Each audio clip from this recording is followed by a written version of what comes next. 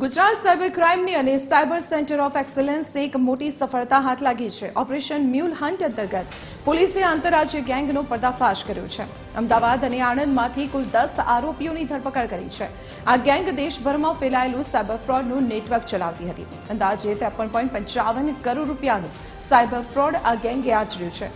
Gang નાણાં મેળવવા માટે 197 જેટલા બેંક એકાઉન્ટ્સ ઓપરેટ કરતી હતી। આ સમગ્ર મામલે સૌથી મોટો ધડાકો ત્યારે થયો જ્યારે તપાસમાં જાણવા મળ્યું કે મુંબઈના બાબા સિદ્દીકી મર્ડર કેસમાં આરોપીઓને નાણાકીય મદદ આ ગેંગ દ્વારા જ પૂરી પાડવામાં આવી હતી।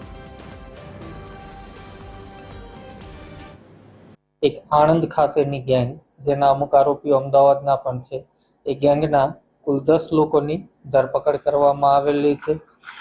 આ ગેંગ દ્વારા અત્યાર સુધીમાં 132 થી વધારે સાયબર ગુનાઓના પૈસાની લેવડ દેવડ કરવામાં આવેલી છે અને 197 બેંક એકાઉન્ટો આ ગેંગ ઓપરેટ કરતી હતી, જેમાં આશરે 53.55 કરોડ રૂપિયા સાયબર ક્રાઇમના આવેલા છે।